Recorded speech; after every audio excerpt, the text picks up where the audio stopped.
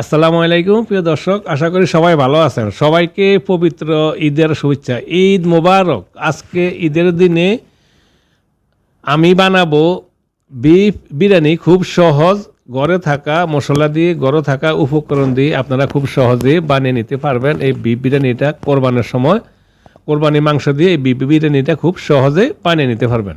Beef biryani বানানোর জন্য আমি এখানে 1 কিলো গরুর মাংস নিয়ে নিয়েছি। হাড় চর্বি সহকারে মিডিয়াম টুকরা করে মাংসগুলো কেটে নিয়েছি এবং ধুয়ে সাফ করে নিয়েছি। এবার একটা সসপ্যানে নিয়ে নিলাম মাংসগুলো ফাঁকানোর জন্য। প্রথমে মাংসগুলো ম্যারিনেশন করে নিব। তার জন্য দিয়ে দিলাম 2টা তেজপাতা, তারপরে দিয়ে দিব 2 টুকরো দারুচিনি, দিয়ে দিলাম 7-8টা ছোট এলাচ, আর দিয়ে দিলাম 8-10টা লবঙ্গ, 2টা স্টার এনিস, তারপরে দিয়ে দিলাম 1.5 টেবিল চামচ আদা বাটা, 1 টেবিল চামচ দিলাম রসুন বাটা, 1 চা চামচ হলুদের গুঁড়া, 1 টেবিল চামচ দিলাম লাল মরিচের গুঁড়া, আর দিয়ে দিলাম 2 চা চামচ জিরা গুঁড়া, 1 চা চামচ ধনিয়া গুঁড়া, 2 চা চামচ প্যাকেট করা বিরিয়ানি মশলা, আধা চা চামচ দিলাম জায়ফলের গুঁড়া, জায়ফলটা গুঁড়া করে নিয়ে নিয়েছি, আর 1 টেবিল চামচ লবণ, আর দিয়ে দিলাম 2টা পেঁয়াজ কুচি। এখানে কিছুটা পেঁয়াজ বেরেস্তা করে নিয়ে নিছি। এখান থেকে হাফ কাপের মতন পেঁয়াজ বেরেস্তা দিব, বাকি বেরেস্তাগুলো আমার পরে কাজে লাগবে। এবার দিয়ে দিলাম হাফ কাপ টক দই, আর দিয়ে দিব 1/4 কাপ সয়াবিন তেল। আমার মাংসতে একটু চর্বি বেশি আছে, তাই আমি 1/4 কাপ সয়াবিন তেল দিলাম। আপনাদের চর্বি কম থাকলে হাফ কাপ তেল দিবেন। এবার আমি হাত দিয়ে মাংসগুলোকে ভালো করে মেখে নিব। প্রিয় দর্শক, আশা করি রেসিপিটা আপনাদের পছন্দ হবে। যদি রেসিপিটা পছন্দ প্লিজ একটা লাইক এবং একটা কমেন্ট করবেন, আর আমার চ্যানেলটা সাবস্ক্রাইব করবেন প্লিজ। এবার আমি ঢাকনা দিয়ে হাই হিটে 10 মিনিটের মতো মাংসগুলো কষিয়ে নিলাম। চলে আসলাম 10 মিনিট পর। মাংস থেকে অনেকটা পানি ছেড়ে দিয়েছে দেখুন। এবার আমি মাংসগুলো একটু লাড়া দিয়ে দিব যাতে নিচে লেগে না যায়। প্রিয় দর্শক, যদি রেসিপিটা পছন্দ হয় প্লিজ আমার চ্যানেলটা সাবস্ক্রাইব করে আমাকে সাপোর্ট করুন, আমার পাশে থাকুন।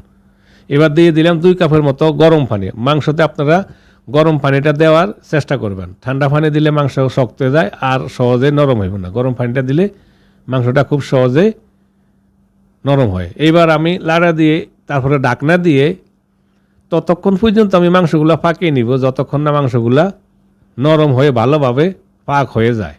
এবার ঢাকনা দিয়ে দিলাম। অন্যদিকে আমি চাউল রেডি করে নিব। এখানে আমি 2 পট চাউল নিলাম, বাসমতি চাউল। আমি বাসমতি চাউলটা নিয়েছি, আপনারা চিনি গুঁড়ো দিয়ে বানাইতে পারেন। 2 পট চাউল প্রায় 600 গ্রামের মতো ওজন। চাউলগুলো ভালো করে 3-4 বার পানি পাল্টিয়ে ধুয়ে নিয়ে আসলাম। এবার আমি 1 ঘন্টার জন্য চাউলগুলা ভিজিয়ে রাখবো। এদিকে আমার মাংসগুলা প্রায় হয়ে গেছে। 40 থেকে 45 মিনিটের মতো আমি মাংসগুলা পাকিয়ে নিছি। 80% হয়ে গেছে, আরও কিছুটা পানি আছে, আমি বাকি পানিটা শুকিয়ে নিব। এর মাঝে আমি আরও 2 বার মাংসগুলা লাড়া দিয়ে দিছি। মাংসগুলা দেখুন কালারটাও কেমন সুন্দর। এবার আমি আবার ঢাকনা দিয়ে আরও কিছুক্ষণ পাকিয়ে পুরো পানিগুলো শুকিয়ে মাংস থেকে তেলগুলা যাতে আলাদা হয়ে যায় এভাবে পাকিয়ে নিব। মাংস পাক হয়ে গেছে দেখুন, তেলগুলো আলাদা হয়ে গেছে, তেলটা ছেড়ে দিছে। এখানে আমার কিছুটা তেল বেশি আছে, তাই এখান থেকে আমি কিছুটা তেল উঠিয়ে নিয়ে রাখবো চাউল ফাঁকানোর জন্য। চাউলের সাথে দিয়ে দিব, যেহেতু আমার তেল এখানে বেশি আছে, কিছুটা তেল উঠিয়ে রাখবো। এদিকে চাউল ফাঁকানোর জন্য আমি একটা পাতিল দিয়ে দিলাম চুলায়। তারপরে দিয়ে দিলাম 1 টেবিল চামচ ঘি, আর কিছুটা তেল উঠিয়ে নিয়েছিলাম, দিয়ে দিলাম কিছুটা তেল।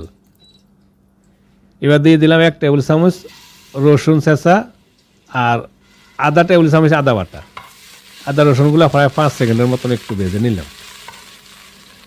তারপর দিয়ে দিব 2টা তেজপাতা, 2 টুকরো দারুচিনি, আর দিলাম 4টা ছোট এলাচ। এবার 15 থেকে 20 সেকেন্ডের মতো একটু ভেজে নিব যাতে গ্রানগুলো কড়া হয়। তারপরে দিয়ে দিলাম চাউলগুলো আমি পানি সেকে একটা স্টেনারে পানি সেকে ভালোভাবে শুকিয়ে নিছি। এবার 5 মিনিটের মতো ভালো করে চাউলগুলো একটু কড়া করে ভেজে নিব। 5 মিনিটের মতন চাউলগুলো ভেজে নিলাম। এবার দিয়ে দিলাম আমি গরম পানি, প্রায় 1 লিটারের মতন গরম পানি দিয়ে দিলাম।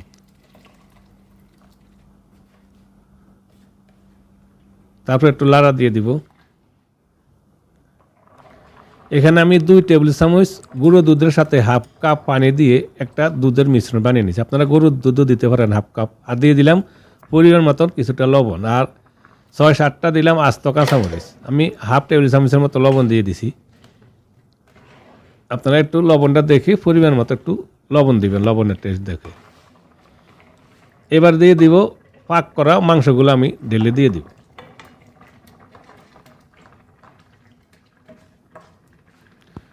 তারপরে আবার ভালো করে একটু নাড়া দিয়ে দিব, যাতে চাউলের সাথে মাংসগুলো ভালো করে মিক্স হয়।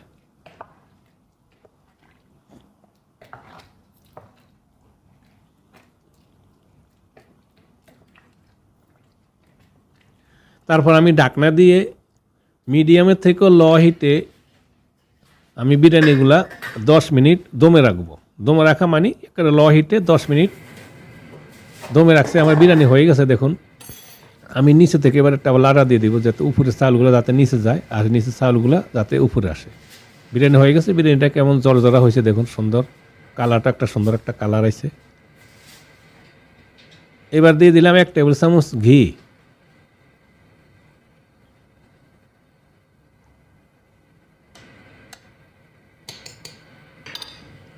আর 2 টেবিল চামচের মতো দিলাম গোলাপ জলের ছিটা, আর দিয়ে দিলাম কিছুটা পেঁয়াজের বেরেস্তা। তারপর আবার ঢাকনা দিয়ে আবার 5 মিনিট মতো রাখবো। চলে আসলাম 5 মিনিট পর।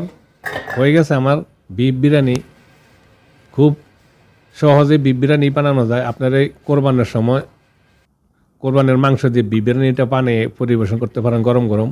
আমি এবার একটা গ্লাসের প্যানে উঠে নিলাম। দেখুন মজাদার বিফ বিরিয়ানি। আশা করি আপনাদের পছন্দ হবে। যদি রেসিপিটা পছন্দ হয় প্লিজ একটা লাইক এবং একটা কমেন্ট করবেন, আর প্লিজ আমার চ্যানেলটা সাবস্ক্রাইব করুন। আমার চ্যানেলটি সাবস্ক্রাইব করে আমাকে সাপোর্ট করুন, আমার পাশে থাকুন।